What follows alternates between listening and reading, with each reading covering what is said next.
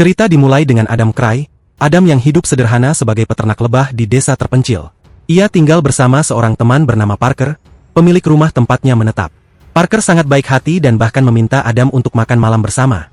Suatu hari, saat Parker bekerja mengurus data yayasannya di komputer, tiba-tiba komputer terkena virus. Di layar muncul perintah untuk menghubungi nomor tertentu. Tanpa curiga, Parker menelepon nomor tersebut, yang ternyata adalah jebakan dari geng call center penipu. Dari sini, Adam Cray memutuskan untuk turun tangan, membasmi mereka dengan keahliannya sebagai mantan agen rahasia. Parker adalah seseorang yang tidak terlalu paham dengan komputer. Saat dia diminta untuk menginstal program baru, dia pun bingung karena selama ini semua hal terkait komputer selalu diurus oleh putrinya. Ketika internetnya bermasalah, ada seseorang yang menelepon dan mengklaim bahwa programnya sudah usang dan harus diinstal ulang dengan versi terbaru. Namun, Parker tidak tahu caranya. Orang itu kemudian menyarankan agar Parker pergi ke toko komputer, tetapi memperingatkan bahwa semua data Parker bisa hilang karena mereka mungkin akan mengganti hard drive-nya. Karena rumah Parker jauh dari kota, dia akhirnya mengikuti saran orang itu. Parker diminta untuk mengunjungi sebuah situs web dan mengunduh program tertentu. Setelah menginstal program itu, komputer Parker mulai mengalami hal-hal aneh. Muncul banyak notifikasi, dan seolah-olah ada aktivitas yang mencurigakan. Sebenarnya, program yang Parker install adalah perangkat lunak jahat, malware, yang dibuat oleh orang itu untuk mencuri data penting milik Parker. Orang tersebut, bersama timnya, mulai mengakses informasi finansial Parker, termasuk tabungan, asuransi, dan dana pensiun yang totalnya mencapai 70 juta baht, sekitar 2 juta dolar AS. Orang itu kemudian menghubungi Parker lagi dan mengklaim telah melakukan kesalahan transfer sebesar 50.000 baht ke akun Parker. Padahal itu adalah jebakan. Mereka memanipulasi Parker untuk mentransfer kembali uang tersebut, tetapi dengan cara yang melibatkan pengisian kata sandi pribadi. Parker, yang sudah kebingungan, akhirnya memberikan kata sandi itu. Begitu Parker menekan tombol konfirmasi, komputer Parker mati, dan semua uang dalam rekeningnya hilang seketika. Parker, yang kehilangan seluruh hartanya, menjadi syok berat.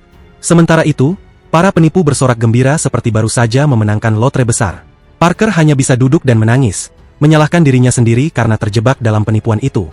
Kisah ini semakin tragis ketika protagonis, seorang pria yang peduli pada Parker, datang untuk memberinya madu hasil panen.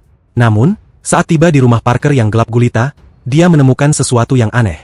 Lampu tidak menyala, dan di kamar Parker dia melihat pistol, peluru, dan bercak darah. Parker telah memilih mengakhiri hidupnya karena tidak sanggup menanggung beban kehilangan. Namun, di tengah suasana yang mencekam, tiba-tiba seorang wanita muda muncul dari balik bayangan. Dia adalah putri Parker, bernama Vero, yang langsung mengarahkan pistol ke protagonis, memerintahkannya untuk menyerah dengan ancaman serius. Dia sepertinya agen FBI.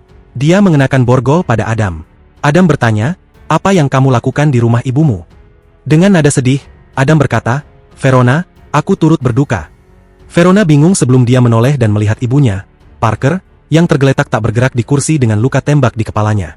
Verona hampir pingsan. Adegan beralih cepat, polisi datang untuk mengurus jenazah Parker. Seorang pria berkata bahwa hingga ada bukti jelas, Adam adalah tersangka utama. Namun, Verona yakin bahwa itu bukan dia. Polisi berpendapat bahwa mungkin Parker bunuh diri, tetapi Verona tidak percaya. Dia mengenal ibunya, dan ibunya sangat mencintai hidup.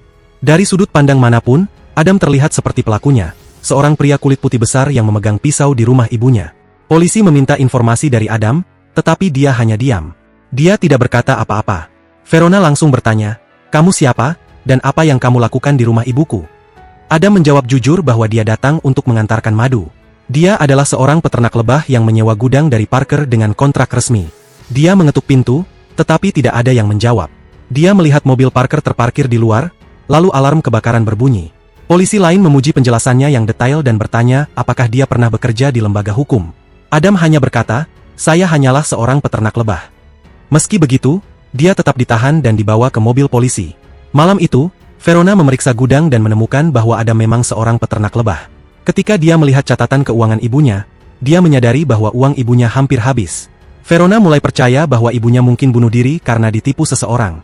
Tidak lama kemudian, polisi kembali dengan hasil pemeriksaan.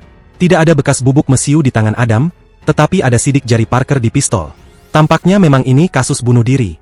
Verona akhirnya percaya dan meminta maaf kepada Adam atas sikapnya yang kasar. Adam memahaminya. Saat dia melihat Adam minum jus jeruk, dia bertanya, "Mau yang lebih kuat dari itu?" Adam menjawab, "Tidak."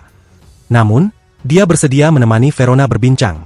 Verona berterima kasih karena Adam telah merawat ibunya. Adam berkata, orang tua mudah merasa kesepian, terutama di usia seperti itu. Hidup mereka seperti hitungan mundur. Verona memperhatikan aksen Adam yang terdengar seperti orang Inggris, dan dia mengetahui bahwa dia memang lahir di Inggris. Verona tidak suka ibunya tinggal sendirian, tetapi ibunya tidak mau pindah karena banyak kenangan di rumah itu. Dia juga tahu kenapa ibunya menyukai Adam, karena dia mengingatkan pada kakaknya yang pernah menjadi marinir dan meninggal saat patroli 2 tahun lalu. Ibunya sangat mencintai kakaknya. Bahkan saat dia hanya memotong rumput, ibunya memuji seperti dia menyelamatkan dunia. Namun, dengan Verona, ibunya selalu berbeda. Meski Verona berhasil menjadi agen FBI, ibunya hanya berkata, "Oh, bagus." Verona memberitahu bahwa Parker telah tertipu dan mentransfer uangnya. Seluruh tabungan dan uang pensiunnya disedot habis dari rekening, tidak tersisa 1 sen pun.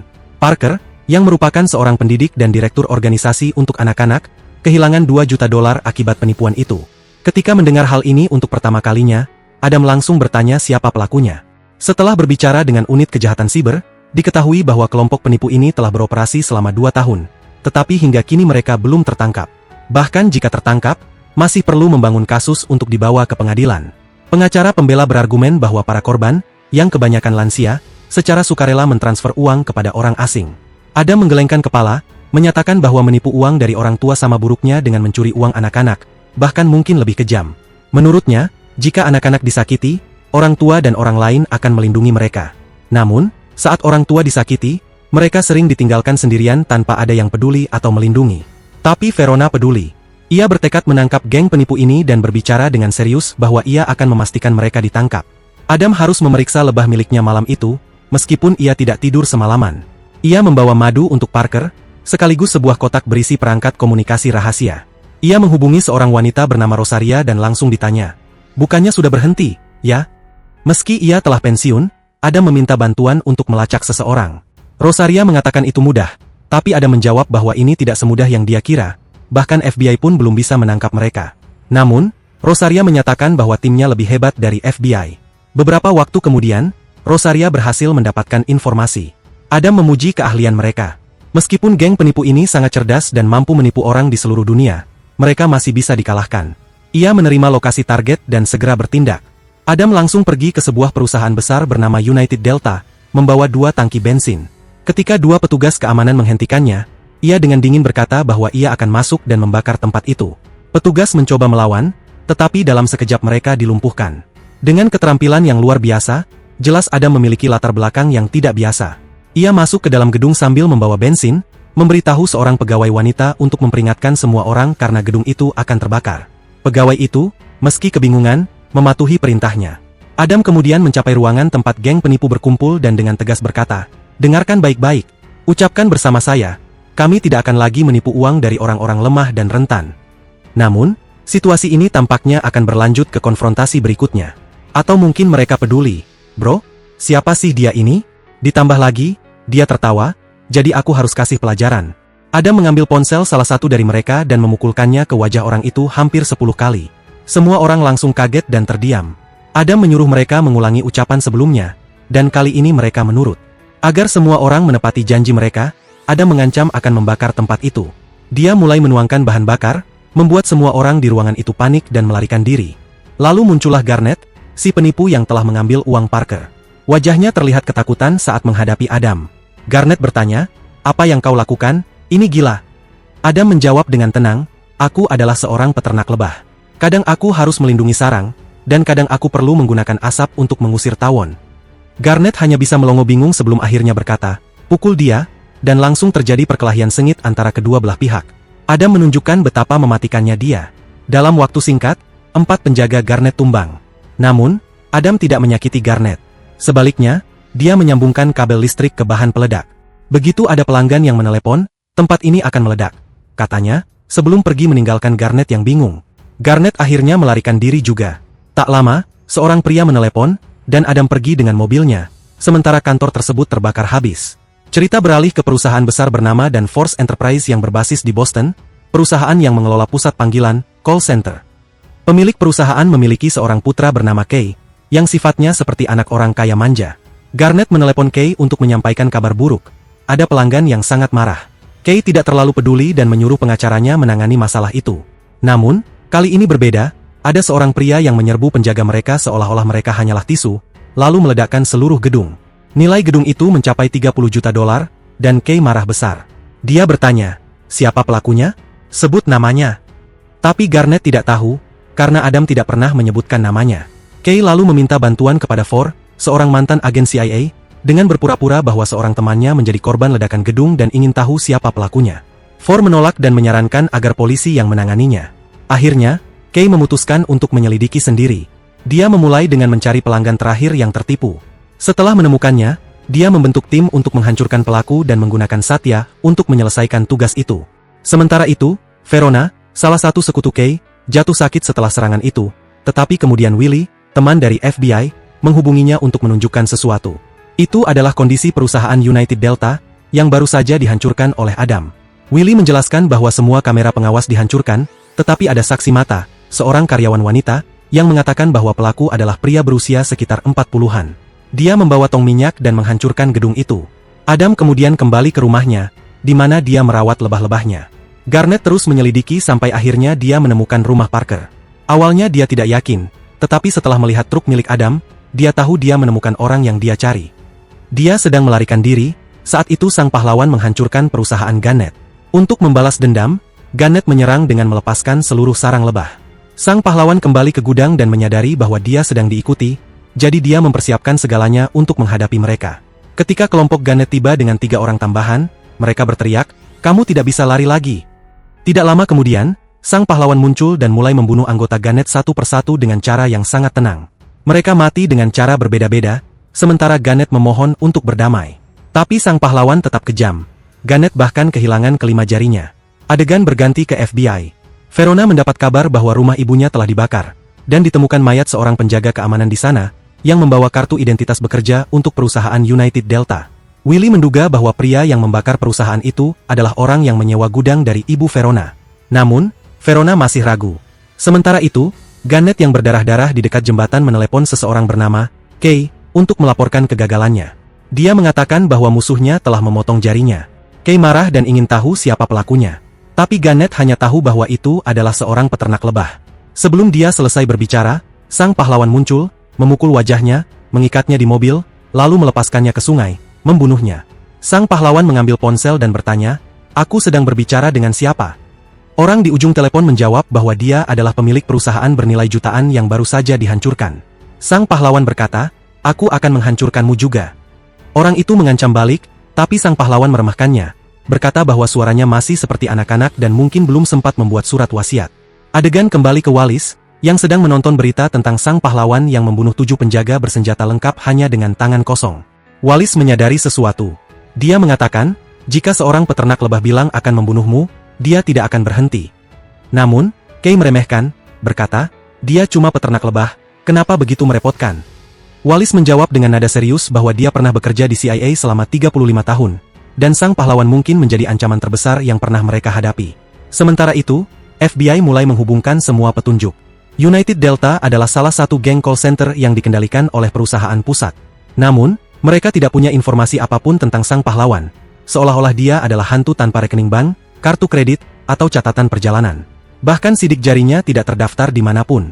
Mereka menduga dia mungkin bagian dari proyek rahasia. Di sisi lain, Wallis ditekan untuk membantu menyelesaikan masalah ini. Dia akhirnya setuju setelah Jessica, ibu Kay, memintanya secara langsung. Wallis langsung menelepon seseorang untuk mengambil langkah lebih lanjut. Teman Jane meminta bantuan CIA.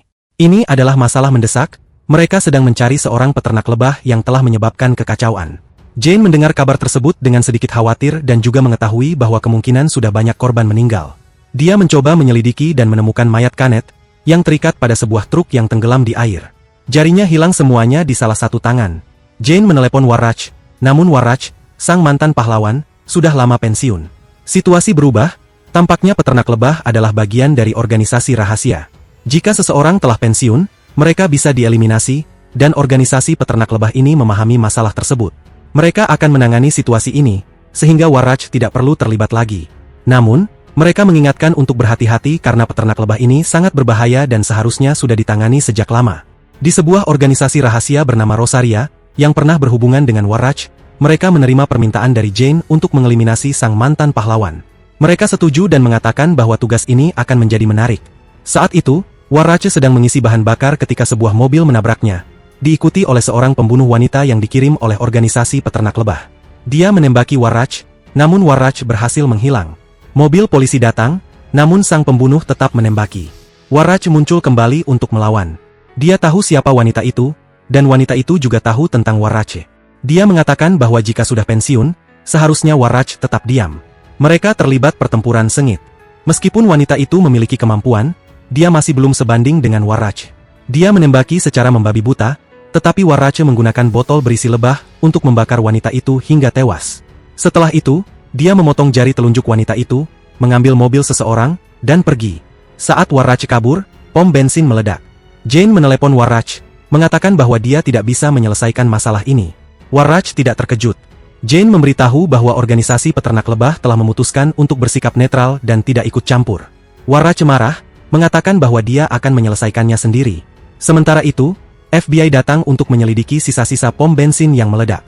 Mereka menemukan buku catatan peternak lebah, yang menunjukkan bahwa insiden ini adalah ulah Warrach.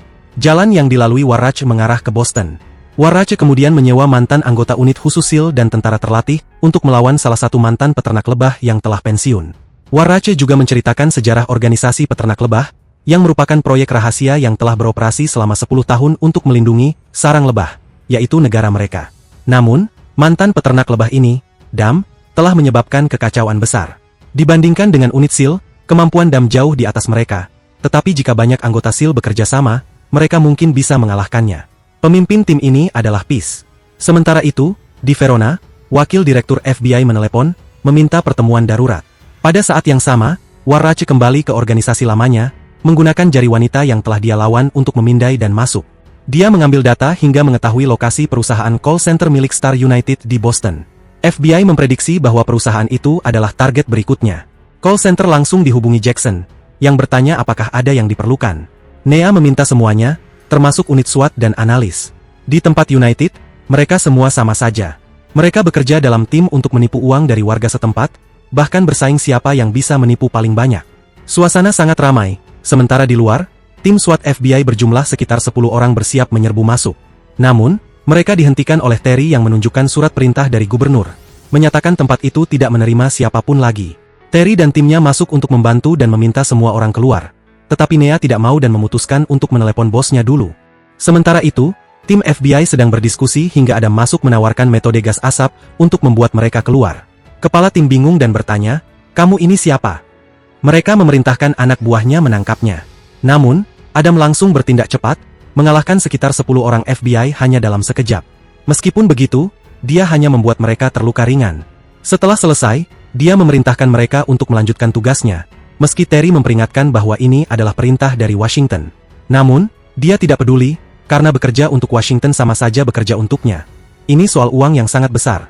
Akhirnya, Terry dan timnya mundur. Orang-orang di pusat komputer bersorak untuk mendukungnya. Tetapi salah satu dari mereka mengenali wajahnya sebagai si peternak lebah. Adam maju, memperingatkan semua orang untuk pergi jika tidak ingin mati. Unit kecil SWAT mulai masuk, sementara beberapa orang lainnya berusaha melarikan diri. Terry meminta Adam menyerah, tetapi dia malah mendorong seseorang untuk mengalihkan perhatian, kemudian melarikan diri dan menyelinap di langit-langit untuk menyerang dari atas. Dia menangkap Terry dan bertanya siapa yang mempekerjakannya. Terry menolak menjawab, hanya tahu bahwa tugasnya adalah menyingkirkannya. Pertarungan tangan kosong terjadi antara keduanya, tetapi Adam menang dan membuat Terry pingsan. Ketika Velona dan timnya tiba, dia langsung memimpin penyerbuan. Mereka melihat Adam sedang menuju lift. Unit SWAT mengejar dan menembaki, tetapi dia melarikan diri dan menjatuhkan mereka dengan jebakan di lift. Dia akhirnya mencapai ruangan di mana para operator call center bersembunyi. Salah satu dari mereka memohon belas kasihan, mengatakan bahwa dia hanya orang suruhan. Namun, Adam tidak peduli, memaksanya mengungkapkan siapa bos besar mereka. Operator tersebut akhirnya mengaku, tetapi menambahkan bahwa mereka tidak dapat disentuh. Velona tiba di tempat kejadian dan meminta Adam menyerahkannya kepada hukum. Namun, Adam tahu bahwa hukum tidak akan bisa menangani mereka. Adam akhirnya melarikan diri dengan mudah, mengalahkan Willie yang sempat mengejarnya. Willie, yang memiliki 4 anak, dibiarkan hidup sebagai bentuk belas kasihan. FBI pun kehilangan jejaknya. Verona melihat foto bos besar dari pusat mereka dan langsung terkejut. Hal ini tidak mengherankan karena ibu dari Dyke ternyata adalah Presiden Amerika Serikat. Ketika Wallace mendengar kabar bahwa timnya telah dihancurkan oleh seorang penjaga lebah, dia benar-benar kehilangan akal dan menyuruh Dyke untuk menghubungi ibunya. Dia berkata, "Pergilah ke sana, dia memiliki banyak penjaga. Daik pun menurut dan menelepon ibunya. Kini, Daik berada di Mansion milik Danforth. Sementara itu, Willy mengatakan kepada Verona dengan tulus, "Mengapa tidak membiarkan pahlawan kita mengurus mereka? Mereka akan membunuh ibumu." Verona sebenarnya ingin melakukan itu, tetapi dia telah bersumpah tidak akan membiarkan pahlawan kita melakukannya sendirian. Meskipun tindakan ini benar, dia tidak bisa hanya diam saja. Di tempat lain, seorang wakil direktur FBI melaporkan kejadian tersebut dan mengetahui tujuan sebenarnya dari sang pahlawan, yaitu mengejar uang untuk membongkar para penipu. Perusahaan besar yang berada di balik semua ini ternyata adalah perusahaan yang juga menjual produk kepada lembaga negara, yaitu Force Enterprise. Jessica, ibu Daik, menggunakan dana dari perusahaan call center yang didapatkan secara ilegal oleh putranya untuk mendanai kampanye hingga dia menjadi presiden. Namun, hal ini belum diketahui oleh siapapun kecuali 3 orang tersebut. Target berikutnya dari sang pahlawan adalah Danforth, putra Presiden Amerika Serikat. Segalanya di Mansion dijaga ketat, setiap mobil diperiksa dengan teliti. Ketika Daik tiba di Mansion, Masah, kepala penjaga, diperkenalkan. Masah pernah melawan penjaga lebah sebelumnya dan bahkan membunuh salah satu dari mereka. Meskipun itu karena keberuntungan, dia kehilangan satu kaki dalam prosesnya. Sang pahlawan, yang menyamar sebagai penjaga, berhasil mendekati Mansion dengan memanfaatkan kelemahan dalam pemeriksaan, yakni lewat saluran air bawah tanah.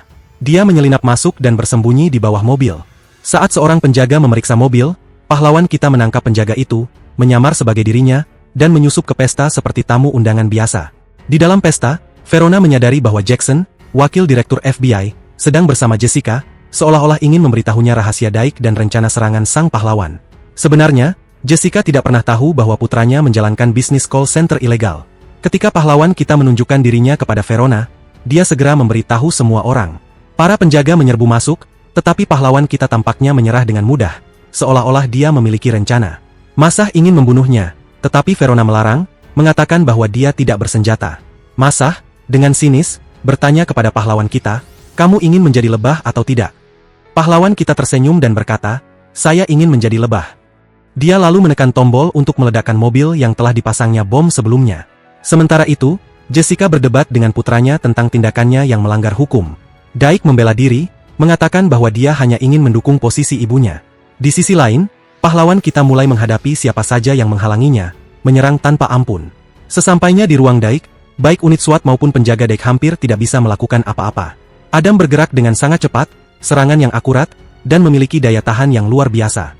Ketika Kay bertanya pada ibu serigala yang sedang berjaga di depan pintu tentang cara mengatasinya, dia justru menjawab bahwa dia akan mengungkapkan seluruh kebenaran, meskipun itu berarti dia kehilangan posisinya. Namun, dia melakukan semua itu demi putranya, yang mana Adam jelas-jelas tidak setuju. Adam terus mengalahkan semua yang ada hingga mencapai pintu target. Namun, Mas muncul dan memperlihatkan kemampuan yang tak kalah hebat. Dia pernah membunuh penjaga lebah, sehingga pertarungan antara mereka sangat seimbang. Adam terluka selama pertarungan, yang berlangsung cukup lama. Namun, akhirnya dia berhasil membunuh Mas. Saat Vela melihat para penjaga Daik yang tak sadarkan diri, dia berpikir bahwa telah terjadi bencana seperti tornado. Sementara itu, Adam berada di depan pintu dan bersiap untuk meledakkannya. Namun, Foss muncul dan mencoba membujuknya untuk berubah pikiran dan kembali hidup damai sebagai penjaga lebah. Faktanya, Adam hanya menginginkan kedamaian. Namun, karena teman-temannya dibunuh oleh organisasi tersebut, dia tidak bisa membiarkan mereka begitu saja. Foss memohon agar Adam menghentikan tindakannya, tapi dia tetap tenang, bahkan mematahkan jarinya sendiri dengan santai, sebelum duduk menunggu. Di sisi Daik, mereka tidak mengizinkan sang ibu untuk mengungkapkan kebenaran. Mereka mengancam dengan menodongkan pistol kepada Jackson, memaksa sang ibu untuk berubah pikiran. Adam akhirnya berhasil meledakkan pintu dan masuk. Dalam keadaan terdesak, Daik menangkap ibunya sendiri sebagai sandera. Verona pun muncul, memerintahkan Adam untuk meletakkan senjatanya. Namun, Adam malah melihat ke arah laut di luar jendela dan bertanya pada Verona, "Kamu bekerja untuk siapa? Hukum atau keadilan?" Daik, yang sedang berpikir, hendak menembak ibunya, tetapi dalam sekejap, Adam berhasil menembak kepalanya, headshot, sebelum melompat keluar jendela. Sementara itu, Willie pergi menemui Jessica, yang tampak bingung antara merasa senang atau sedih. Verona menghentikan Adam, dan mereka saling bertatapan. Pada akhirnya, Verona menurunkan senjatanya, dan Adam mengangguk sebelum pergi. Dia mengambil tas yang disembunyikan, mengganti pakaiannya menjadi pakaian selam, dan menghilang ke dalam laut.